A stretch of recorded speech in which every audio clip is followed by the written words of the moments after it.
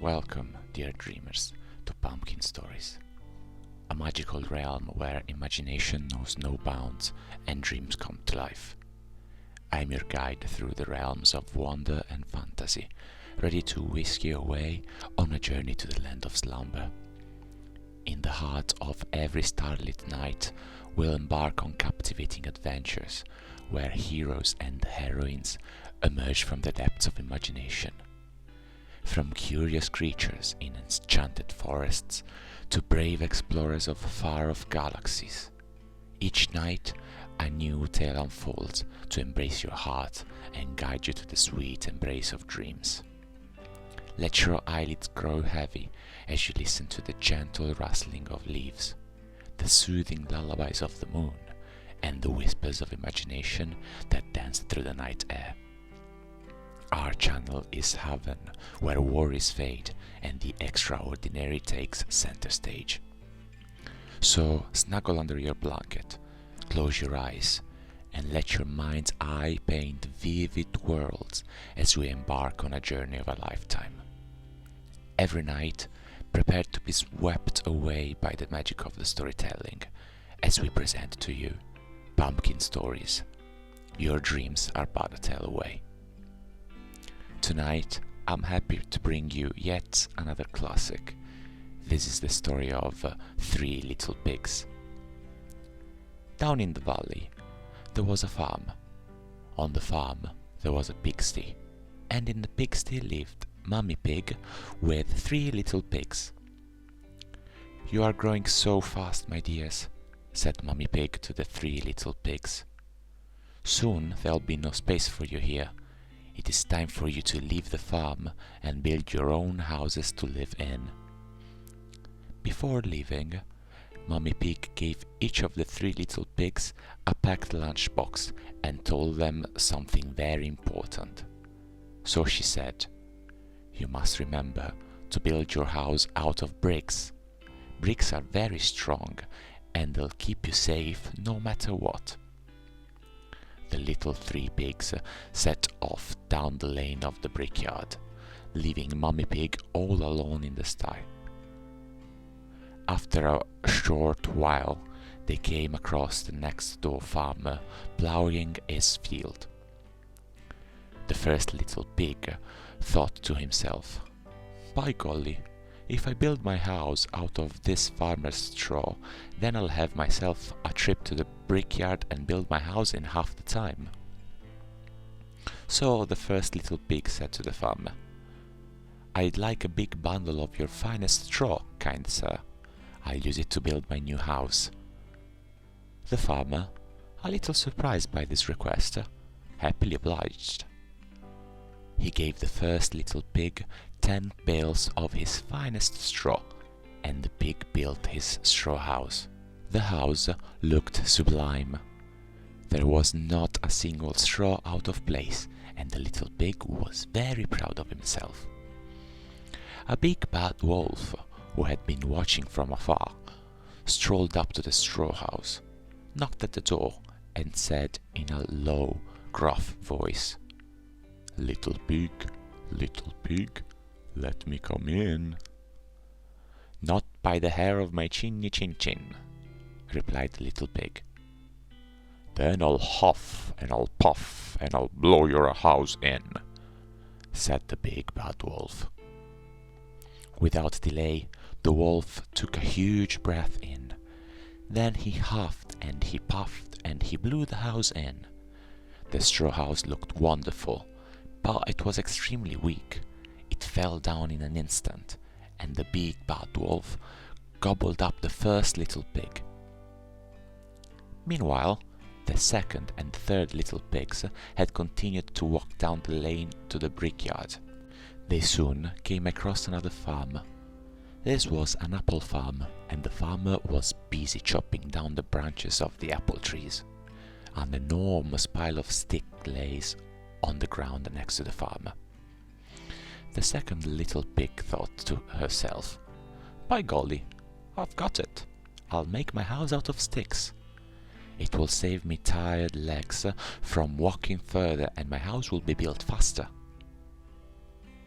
So the second little pig said to the farmer. "I'd like to have that enormous pile of sticks, kind sir. I will use it to build my house." The farmer, who was looking for a way to get rid of his sticks, happily obliged. He gave the second little pig all the sticks, and the pig built her stick house. The house looked fabulous. There was not a single stick out of place, and the little pig was very proud of herself. The big bad wolf, fresh from gobbling the first little pig, strolled up to the stick house, knocked at the door, and said in a very low and gruff voice, little pig, let me come in." "Not by the hair on my chinny chin chin," replied the second little pig. "Then I'll huff and I'll puff and I'll blow your house in," said the big bad wolf. Without delay, the big bad wolf took a huge breath in. Then he huffed and he puffed and he blew the house in.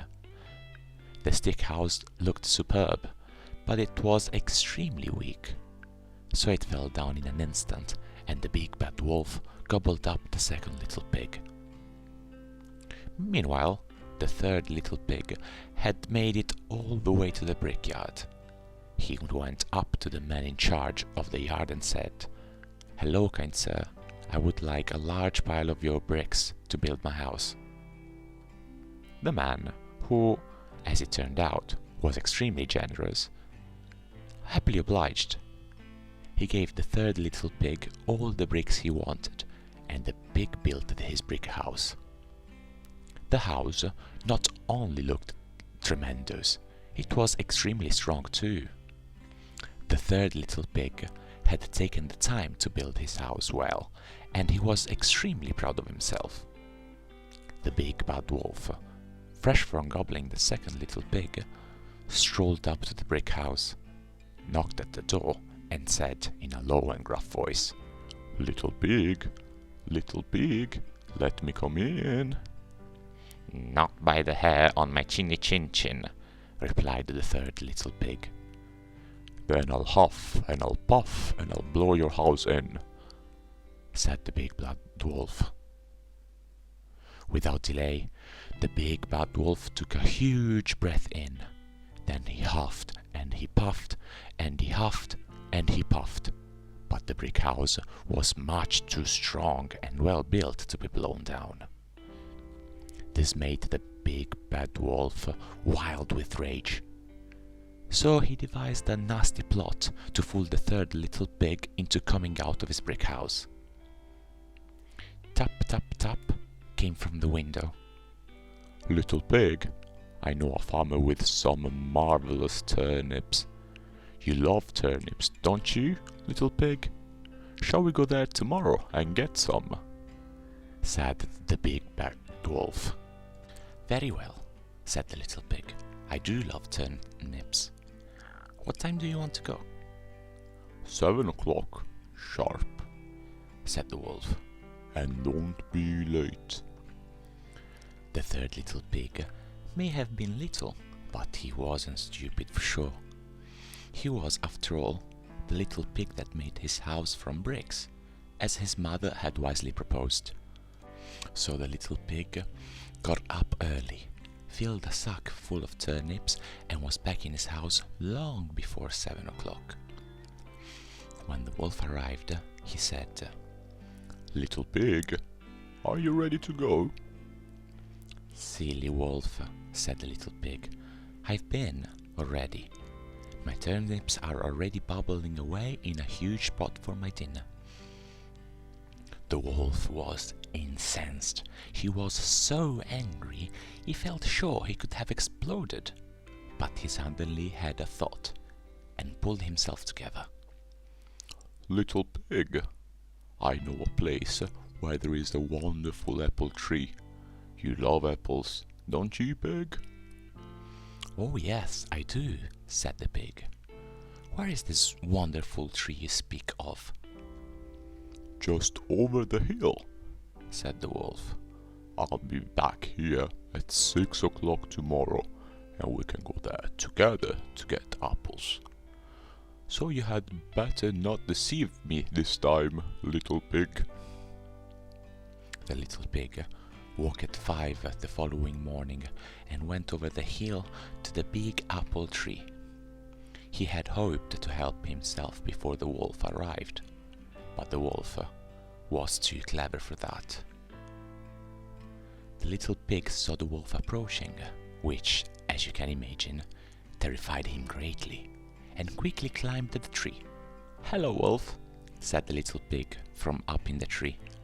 "Wait there while I find the biggest, plumpest, juiciest apple for you." The wolf waited. The little pig picked a big, juicy apple, then called down, "I'll throw it to you, wolf. Here it comes." The pig then threw the apple as far away as he could. And while the wolf was away collecting the apple, which took a long time, the little pig jumped down from the tree and ran safely back to his home. By now, the wolf had gone. He followed the little pig home and called through the window, little pig, I am going to eat you up. I will climb on the top of your house, come down the chimney, and gobble you up in a single bite." Hearing this, the little pig quickly made a roaring fire and placed it upon it a large pot full of water. As the wolf came down the chimney, the little pig lifted the lid of the pot. The wolf fell in with a plop, head first, and the little pig replaced the lid quick as a flash. The little pig then boiled the wolf, gobbled him up for his supper, and lived happily ever after. The end. I hope you enjoyed this one. Good night and sweet dreams by Pumpkin Stories.